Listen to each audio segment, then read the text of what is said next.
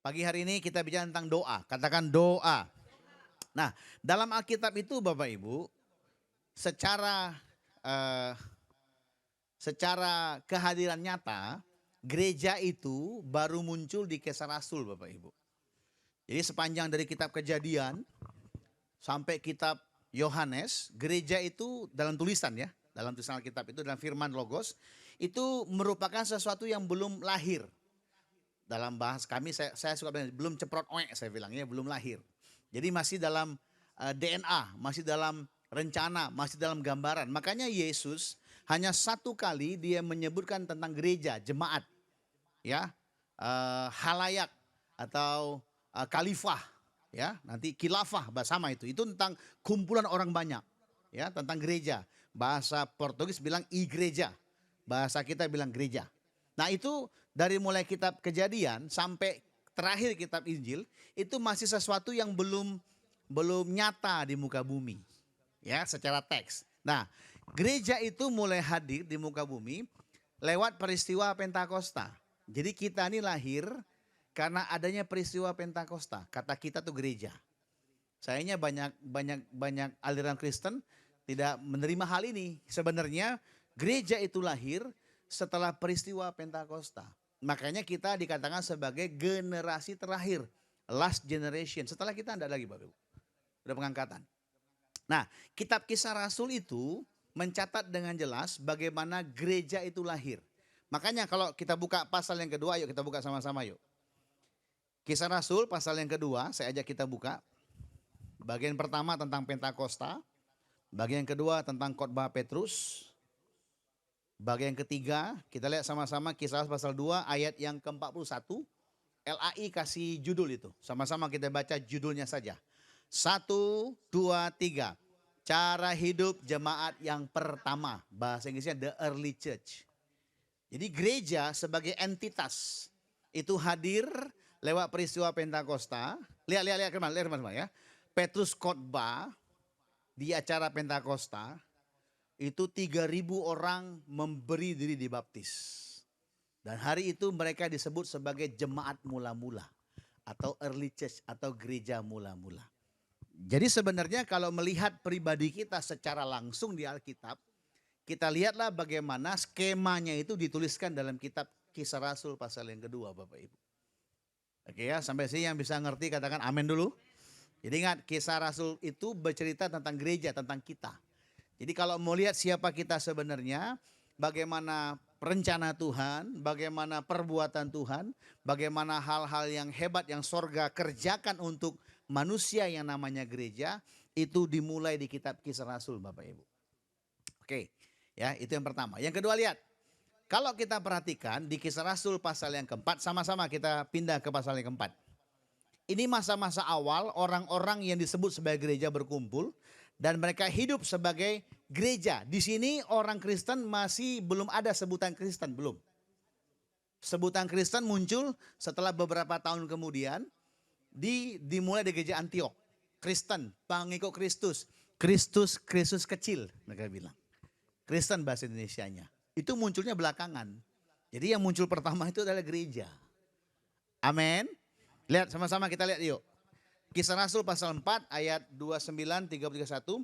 Dan sekarang ya Tuhan lihatlah bagaimana mereka mengancam kami dan berikanlah kepada hamba-hambamu. Sama-sama 1, 2, 3. Keberanian.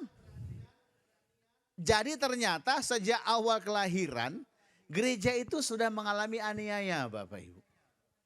Oke stop, Alkitabnya lihat ke depan. Kalau kita foto dengan perjanjian lama. Bagaimana Musa sebagai salah satu gambaran tentang pilihan Tuhan juga mengalami aniaya Bapak Ibu.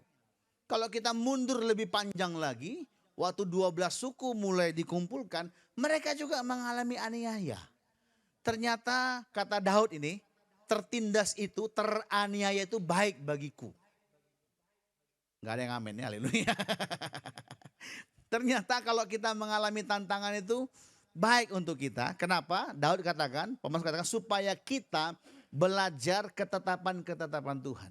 Supaya kita memahami apa yang sudah Tuhan rencanakan bagi hidup kita.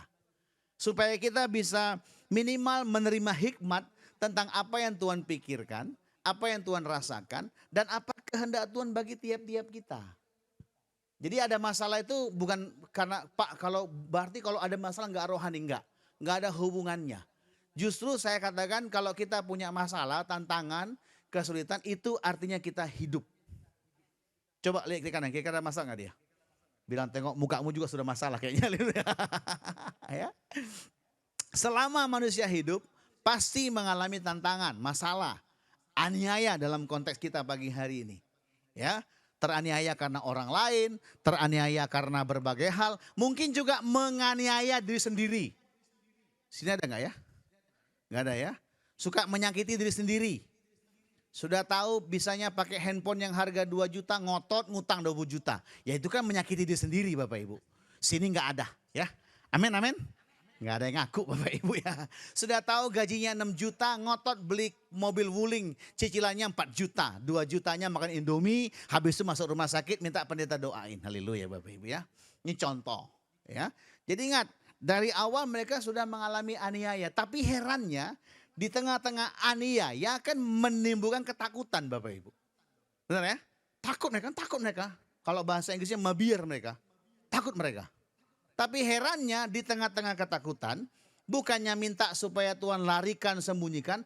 Tapi coba lihat lagi ayat 29. Mereka minta keberanian.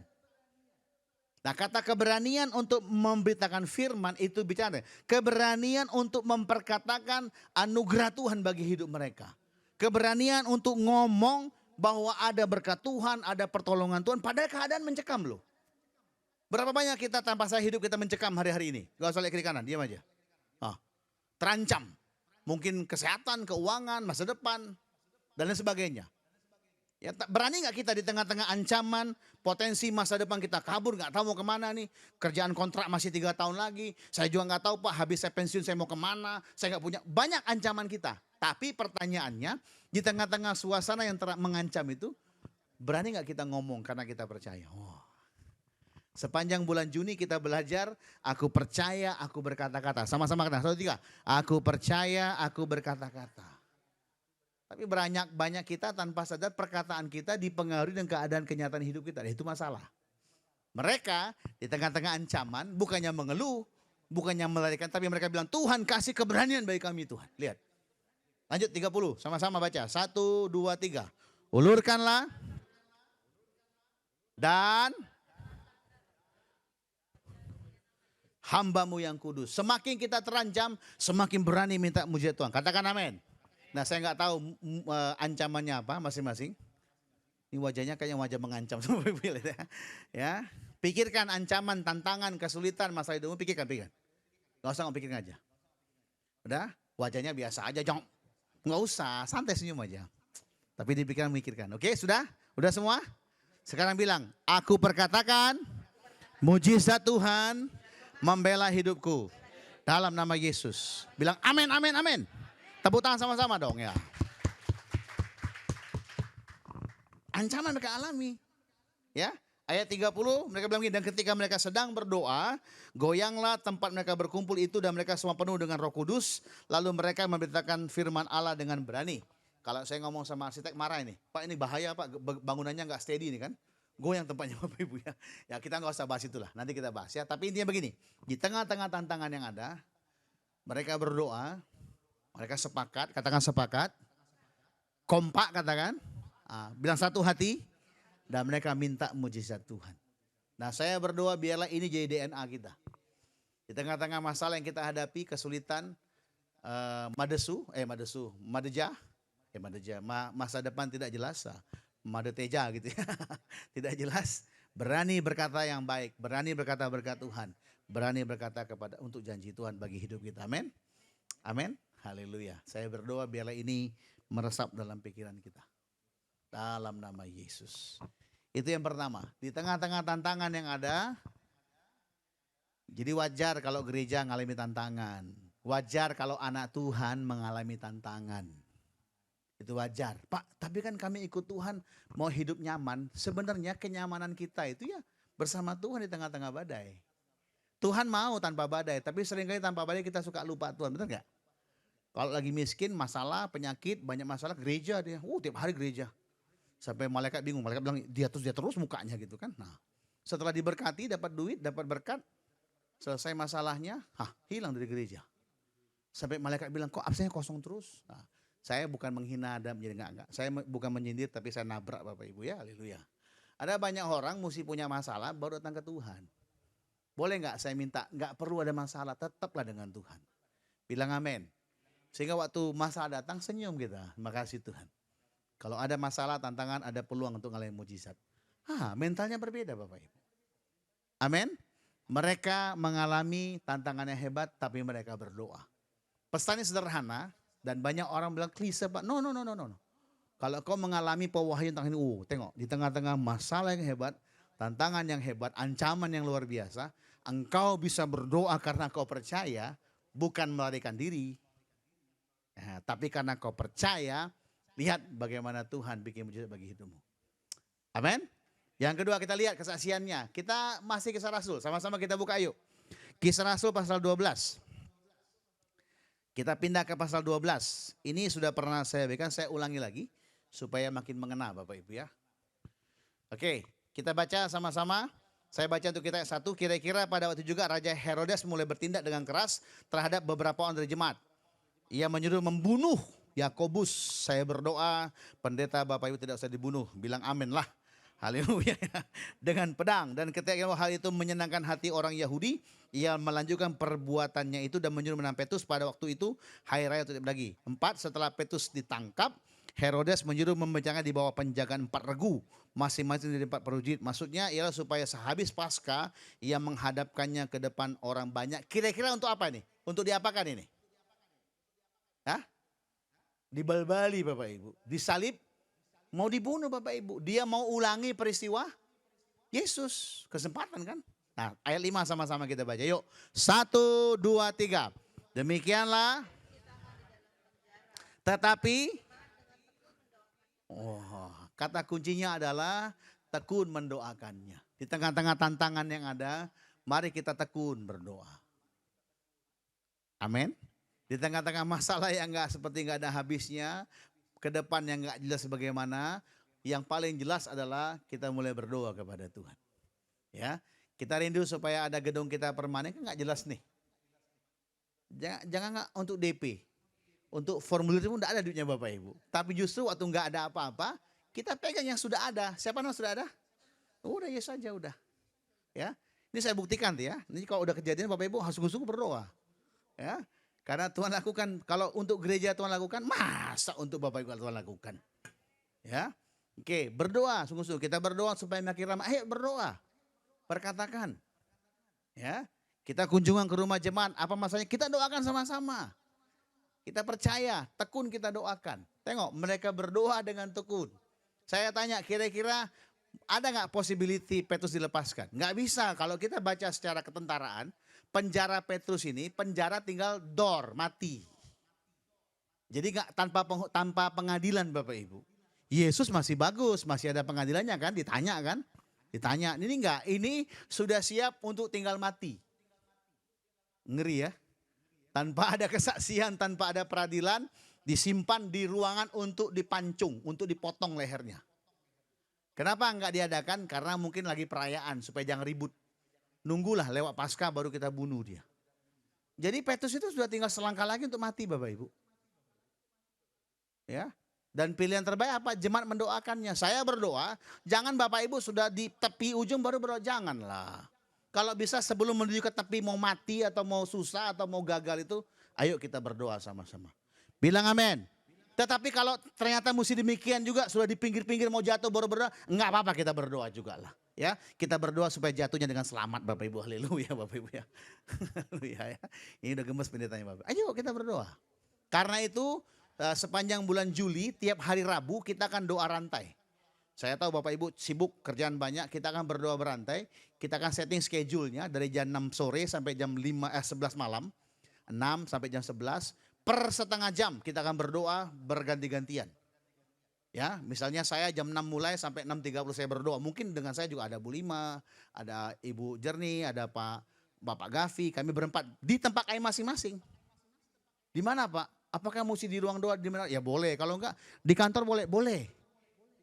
Ya, yang enggak boleh di mana Pak? Yang enggak boleh di mana aja, enggak boleh. Kan enggak tahu di mana aja di mana. Ya, di rumah boleh. Pak lagi ke rumah tante kunjungan sebentar, ke WC sebentar doa. Pak di WC kan enggak kudus Pak, jadi kudus WC karena engkau. Haleluya Bapak Ibu ya. Doa Tuhan terima kasih. Ya, yang paham bilang amin. Nanti masing-masing kita tanya mau jam berapa, kita bikin jadwalnya. Jadi sepanjang 5 jam itu ada yang berdoa. Kamu bangun jam berapa malam? Nah, dia biasa jam 10 dia bangun karena mau makan ya. Makan Indomie dia jam 10 bangun, doa dulu 10.30, 10.30 doa ya. Yang paham bilang yes. Nanti kita sebar infonya, sama-sama kita berdoa. Ya. Tiap Rabu.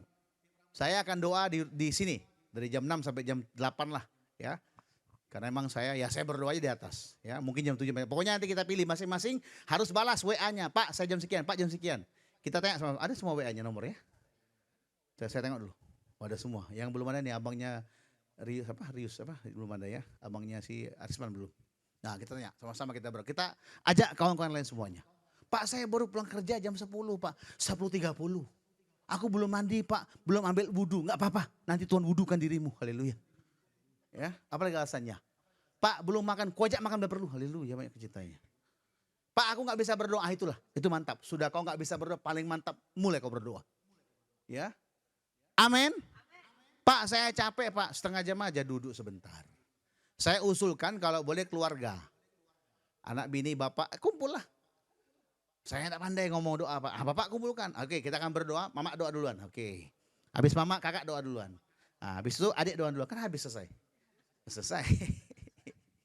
Kalau bapaknya tidak bisa berdoa, tapi enggak lah, pasti bisa lah.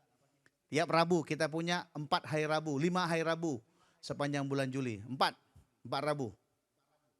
3, 4, 5, 12, 19, 26. Oke, ada 4 hari Rabu kita punya, ayo mulai berdoa. Bilang yes. Kita akan ingatkan lewat WA supaya semua kita berdoa. Pak, kalau saya lupa berdoa, saya masuk neraka enggak? Sorry, enggak bisa. Sorry ya, jangan marah ya. Bapak Ibu enggak punya tiket ke neraka. Minta maaf ya. Jangan marah Bapak Ibu ya. Marah ya? Janganlah, jangan marah ya. Tidak ada usahamu yang bisa kau buat untuk kau masuk neraka, tidak bisa. Pak, kalau aku bunuh diri Pak, nanti Roh Kudus bilang jangan bunuh diri. Pak, kalau aku bikin dosa Pak, Roh Kudus bilang jangan bikin dosa. Dia bisa lakukan Bapak Ibu. Dan saya percaya Bapak Ibu enggaklah bunuh diri. Ya, kalau mau mati nantilah kita bahas ya, haleluya. Oke Bapak Ibu ya. Nah lihat, mereka berdoa. Katakan gereja berdoa. Yuk sama-sama kita ayat 6. Pada malam sebelum Herodes mereka banyak, Petrus di antara 2 penjaga, prajurit terbelenggu dengan 2 rantai. Dengan rantai. Setelah itu sedang berkawal di muka. Jadi gini Bapak Ibu, penjaranya luar biasa loh. Sudah dia dirantai, dipasung, ada yang jaga di samping dia, ditutup pintunya besi, ada lagi jaga di pintu. Dan pintunya penjaranya Petrus itu dungeon. Bagian bawah Bapak Ibu. Jadi kalau mau keluar pun agak repot memang. Ya, lihat kita sama-sama lihat. Di ayat yang ke-7 baca, 1, 2, 3. Tiba-tiba dan malaikat itu katanya, wah, terjadi mujizat Bapak Ibu. Tapi kalau kita baca sebenarnya Petrus tertidur ngantuk, capek dia. Tiba-tiba entah dia penglihatan atau dia apa, dia lihat dia bangkit, rantainya gugur dan dia diajak melangkah keluar oleh malaikat dikatakan. Coba kita lihat ya, ayat 10 sama-sama. 1, 2, 3. Setelah mereka melalui tempat kawal pertama dan tempat kawal kedua, sampailah yang menuju ke kota. Pintu itu, sakti terus. Sesudah tiba di luar,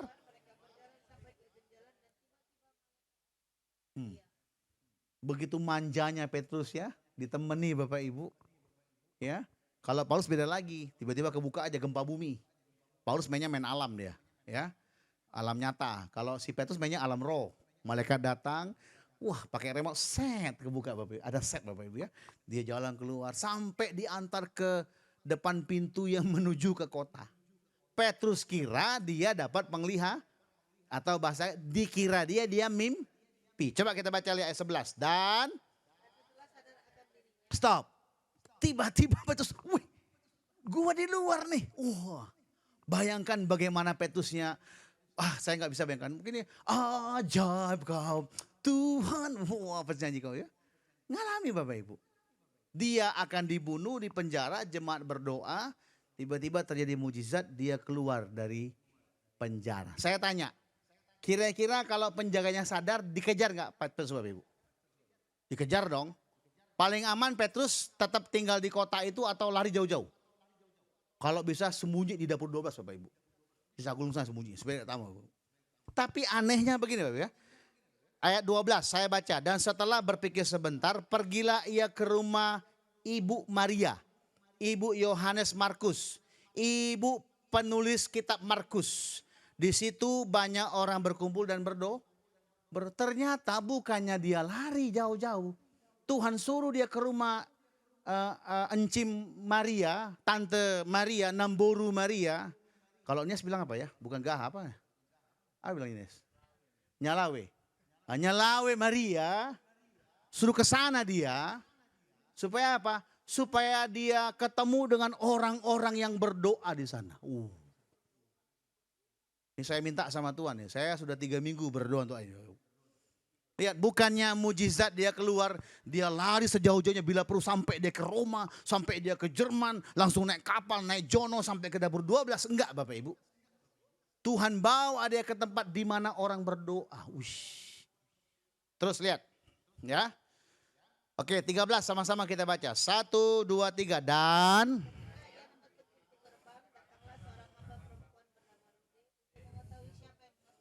siapa nama perempuan itu? Kayak orang Batak ya, Rode. Oke, Rode. Terus, ya, ayat 15. Kata mereka, maaf, ayat 14. Ia terus mengenal suara Petrus sebentar. Artinya udah pernah ketemu Petrus sebelum? Udah tahu dia. Oke, terus. Tetapi karena girangnya,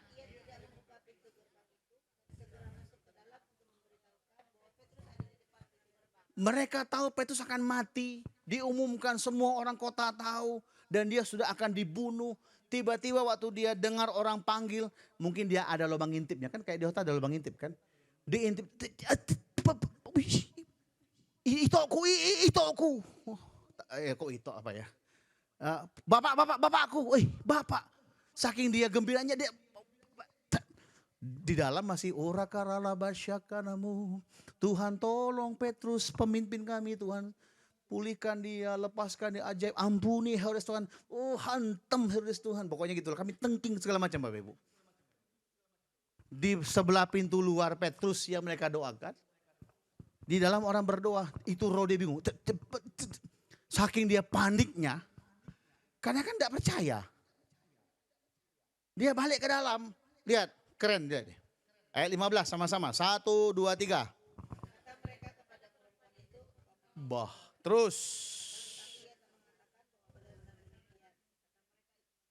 Jadi dia lapor ke Beni yang jaga pintu di belakang. Pak Petrus. Kau nih halu kau. Cuci muka sana.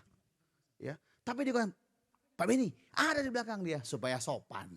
Supaya jangan tersinggung Rode kan. Nah, Rode ini buru selahi kayaknya ya, supaya tersinggung dia kan. Bilang gini, ya itu mungkin malaikatnya lah ya. Duduk kau. Baik kali cakap kau, duduk kau bikin malu kau. Orang lagi ibadah kau ganggu ini. Kira-kira begitu dramanya lah. Artinya apa sih? Yang pertama gini, saya doa, kita bukan cuma berdoa saja. Tapi saya minta Tuhan kita apa ya? Kita lihat sendiri jawaban doa kita. Saya ajak Bapak Ibu bergumul dengan berdoa untuk gedung itu. Supaya nanti Bapak Ibu tengok sendiri. Tak usah saya ngomong, lihat sendiri bagaimana caranya. Amin. Saya rindu terjadi ini. Saya minta Tuhan, tolong Tuhan. Izinkan mereka mengalami pengalaman rohani ini. Waktu kau berdoa, kau tengok sini jawaban doanya.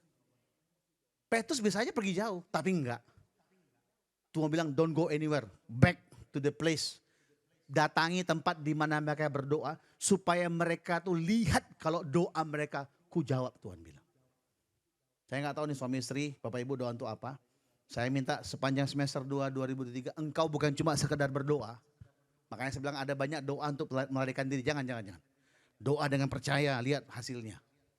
Tuhan izinkan engkau lihat sendiri hasilnya dengan ajaib bagimu. Amin. Karena kenapa? Karena banyak orang nggak percaya dengan apa yang didoakan. Tadi kan, waktu dibilang Petrus di depan, mana mungkin lah. Ngigau kau. Pak, Tuhan pasti jawab, lu udahlah Pak, yang penting kita doa aja lah. Kalau dia jawab ya urusan dia, kan dia Tuhan bukan aku Pak. Sakarapnya dialah ya. Tuhan mau jawab ya syukur, Tuhan gak jawab. Ya kayak mana lagi ngomong kita Pak. Akhirnya apa? Banyak orang berdoa cuma sekedar berdoa. Lama-lama tidak berdoa.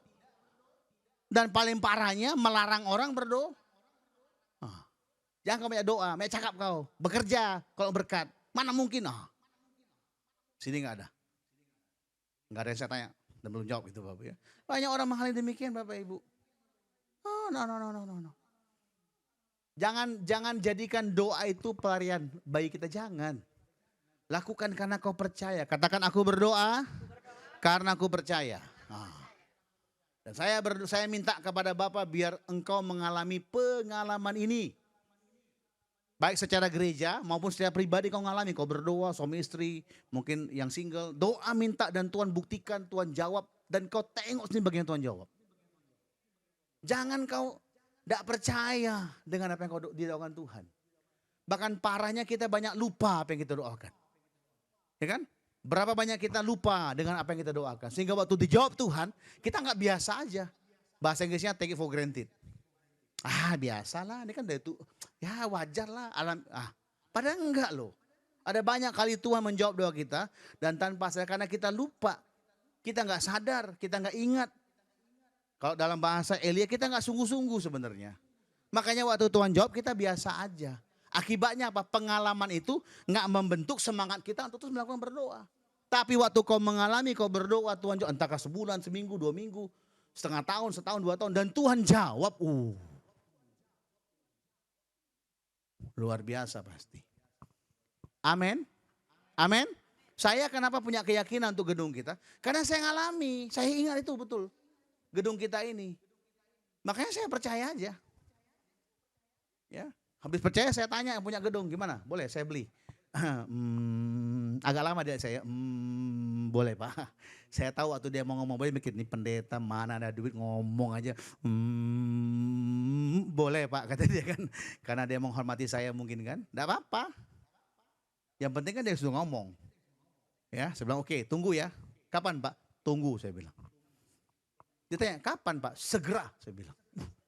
Tanggal berapa Pak? Kapan Yesus datang? Ya segera Pak. Ya kayak gitulah pokoknya saya bilang kan. Amin. Jadi ingat, banyak orang gak percaya dengan apa yang doakan. Kelihatan berdoa, bayangkan dia mereka berdoa loh. Allah Tuhan kami patahkan segala benteng-benteng musuh yang mengikat. Segala keputusan yang merugikan. Petrus kami doa keren. Pakai bahasa roh Bapak Ibu. Sekali Petrus di depan pintu, ketok pintu. Mana mungkin lah. Itu penglihatan mungkin. Saya doa supaya kita semua ngalami, melihat sendiri, jadi saksi bagaimana yang engkau doakan, engkau doakan.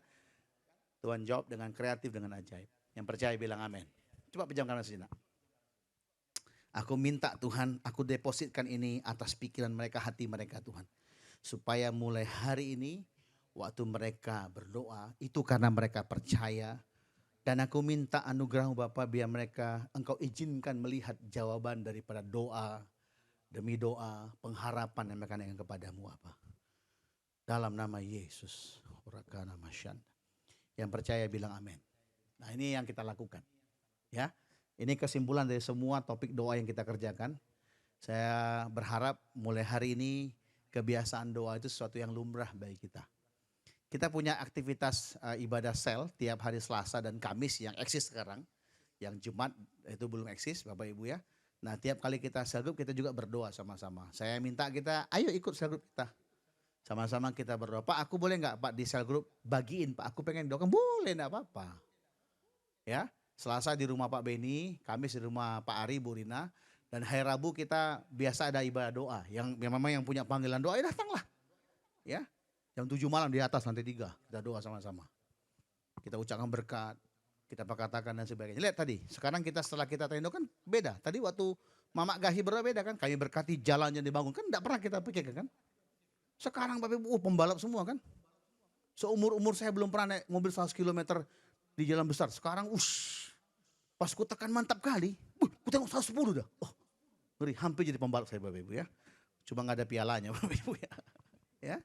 Jadi bagus, semua jadi indah. Benar kan? Di simpang jalan besar kita ini, cantik Bapak Ibu. Bundaran airport, cantik sekali Bapak Ibu. Ya, kita doakan permintaan kita. Nah, kita doakan para investor datang, makin ramai orang tanam usaha di Batam. Kita tahu nih karena masa mau pemilu ini memang semua terhambat Bapak Ibu, tapi nggak apa-apa. Kita bilang tetap ada orang datang tanam investasi di sini dan makin berkembang. Makin saya percaya waktu dia berkembang makin banyak. Mungkin kita nggak kerja di situ, tapi dampaknya pasti ada Bapak Ibu. Amin. Doanya makin jelas. Supaya jangan ada keributan pilkada, kan ngeri Bapak Ibu ya. Bapak Ibu ikuti nggak pertikaian di masa? Ngeri Bapak Ibu. Yang waras pun jadi nggak waras Bapak Ibu. Ya.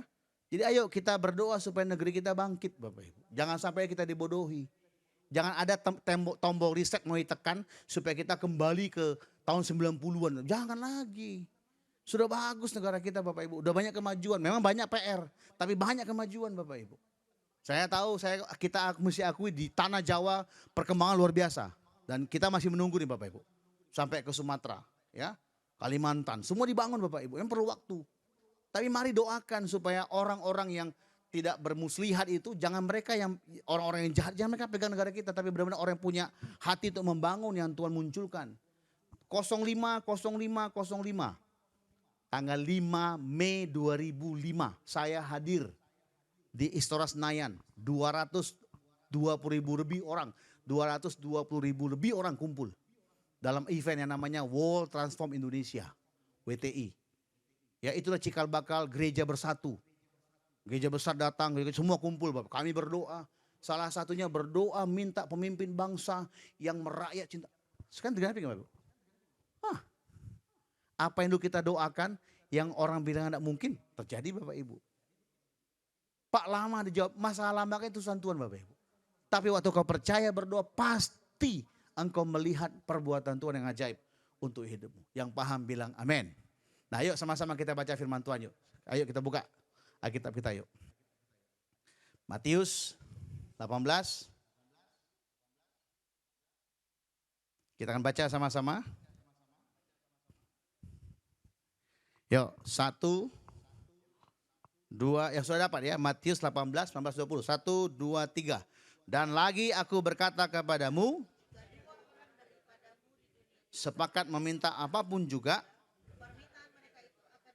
oleh Bapa kami di sorga. Sebab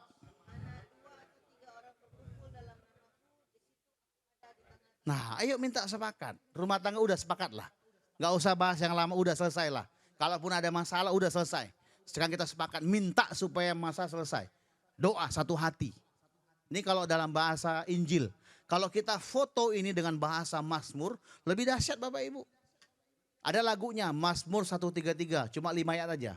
Sungguh alangkah baiknya, sungguh alangkah indahnya, bila saudara semua hidup rukun bersama, seperti minyak di kepala Harun yang kejanggut dan jubahnya. Ini keteraturan. Seperti embun di Bukit Hermon. Embun di Bukit Hermon itu bahasa Indonesia. Bahasa aslinya waktu es. Bukan salju, es. Es itu mencair, satu-satunya puncak di Timur Tengah yang ada es cuma Hermon. Kapan-kapan kita ke sana. Haleluya. Haleluya Bapak Ibu ya.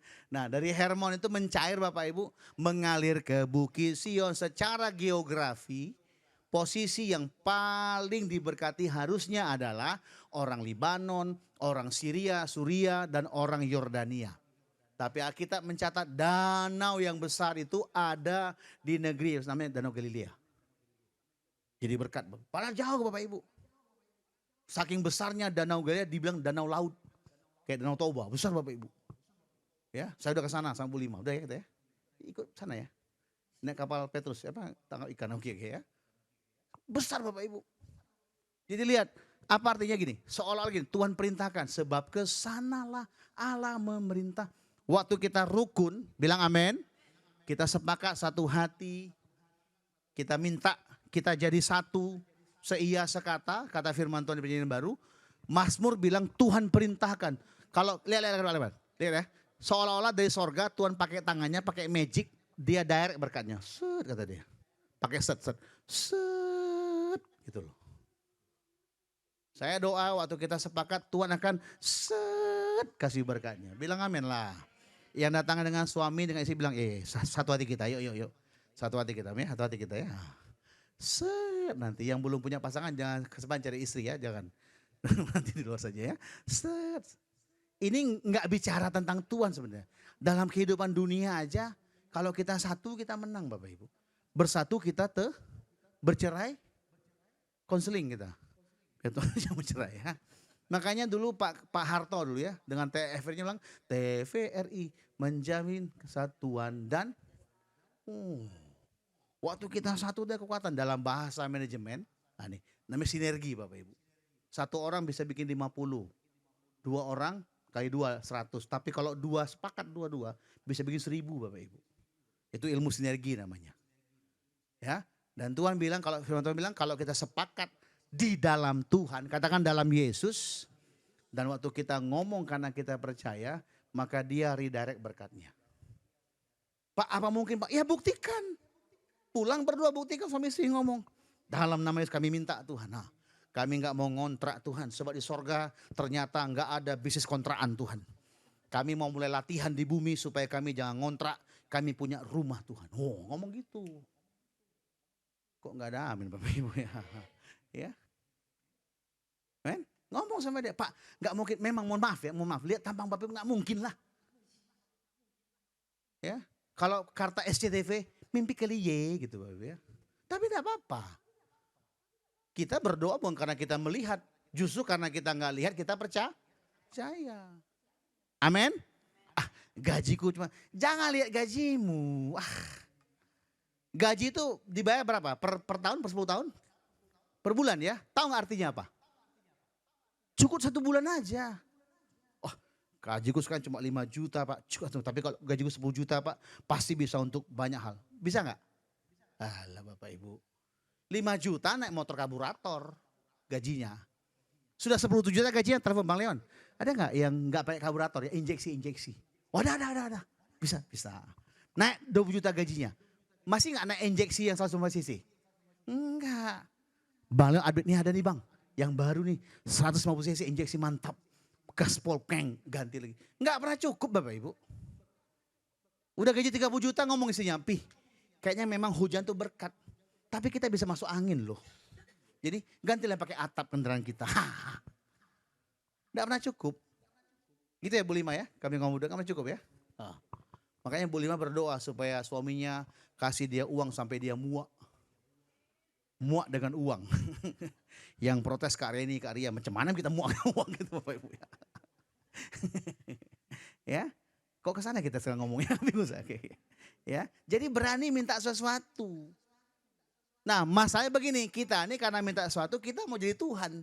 Mau kita atur? Enggak. Siapa yang Tuhan?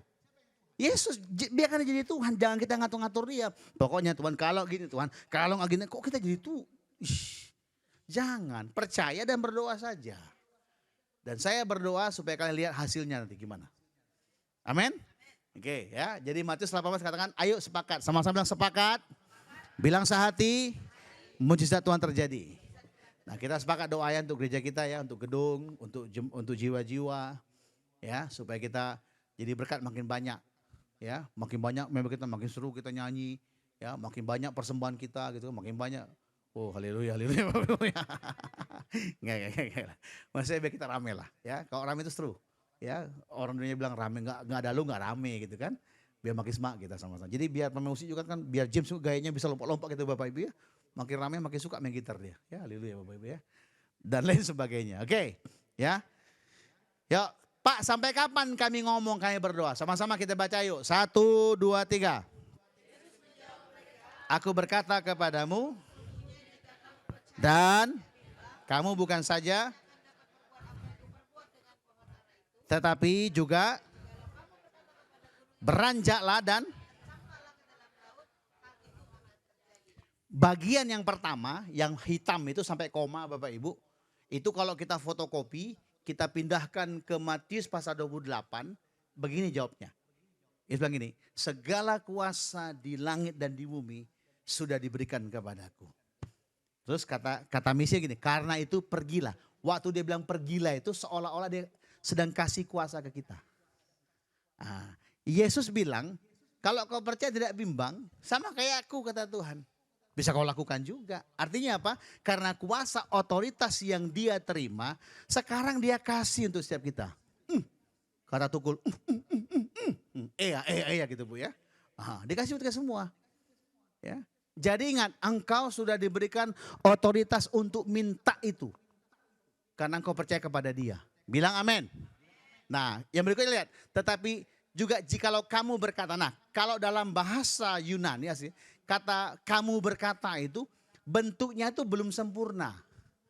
Kalau dalam tata bahasa dalam bentuk imperatif. Artinya apa? Sesuatu yang dilakukan berulang-ulang, nggak berhenti. Sampai kapan? Sampai tergenapi. Jadi mulai hari ini waktu kau berdoa, lakukan terus dengan kontinu, dengan tekun, dengan sungguh-sungguh. Doakan. Amin. Bukan sekali, bukan 2 kali, bukan 1000 kali, enggak. Doakan secara tekun aja. Roh Kudus berikan kepada kita, doa kita doakan. Apakah tiap hari Pak Olga berdoa untuk itu? Enggak juga. Ini pas saya lewat lokasi itu, langsung ngomong dalam nama Yesus aku minta Tuhan ini Tuhan. Apakah itu nanti Tuhan beri? Itu urusan Tuhan. Yang penting kita punya tempat itu. Bilang amin. Lakukan terus Bapak Ibu, berulang-ulang, jangan berhenti. Makanya ada lagu, jangan lelah. Berdoa kepada Tuhan Yesus, itu maksudnya. Amin. Lihat kiri kanan bilang, semangat ya, bilang semangat, bilang semangat ya. Semangat bilang, semangat ayo bilang, semangat bilang. Bilang terus berdoa bilang. Putar, terus berdoa bilang. Ya, oke. Ayat 22 bilang ini, ayat 22. Ini kan 21 ya. Lihat, cantik nomornya. Jangan nanti dibeli, nanti kena Bapak ya. Lihat 22, sama-sama baca. 1, 2, 3. Dan dengan penuh. Sama-sama baca yang merah. 1, 2, 3. Dengan penuh. Artinya yakin, doa dengan yakin, doa orang benar dengan yakin didoakan, dengan sungguh-sungguh didoakan. Percaya dan sungguh-sungguh doakan. Dan lihat gimana Tuhan bentuk hasilnya, sediakan hasil bentuknya semua. Yang Tuhan rindukan, kita berdoa, kita percaya. Makanya kalau kita baca di kitab Injil, setiap kali dia bikin mujizat bilang gini, ada gak kutemukan iman? Ada gak yang percaya? Lihat, 4 orang sahabat. Namanya kata ahli teologi, Matius, Markus, Lukas, Yohanes. Saking tidak bisa bawa kawannya, ya si Yames namanya mungkin ya, kan tidak ada kan. Saking tidak bisa mereka bawa untuk ketemu Yesus di rumah itu, mereka naik ke atas, dibongkar atapnya. Bayangkan Bapak Ibu, orang kumpul di rumah saya dan atap saya dibongkar, kan ngeri Bapak Ibu. Betul nggak Pak Edward? Mana Pak Edward ya? Dibongkar atapnya. Demi apa? Demi supaya mereka bisa membawa orang itu ketemu di hadapan Yesus Bapak Ibu. Nah ini ya, kita bayar harganya, oke lah ya. Maksudnya gini, mereka memberikan banyak hal untuk membawa orang itu ketemu. Dan Yesus nggak puji tuan rumah kau baik sekali ya, atau bisa dibongkar. Nggak gitu Bapak Ibu, nggak loh. Dia bilang, wih iman kalian luar biasa ya. Woi geng, mantap kali kalian beriman itu. Yesus puji loh. Dan maaf ya, ini bahasa saya. Demi iman 4 orang itu, Tuhan bilang, bangkit, sembuh kau. Amin. Amin. Kepala rumah ibadat, dia bilang, Tuhan tolonglah. Kau kan tidak percaya, kata Tuhan. Tolong aku tidak percaya Tuhan, buat aku percaya saking dia. Pokoknya Tuhan kau bikinlah aku percaya, aku nggak tahu gimana ngomong. Tuhan bilang cukup. Sembuh anakmu. Yesus tanya, ada nggak iman? Waktu kau berdoa, kau percaya nggak?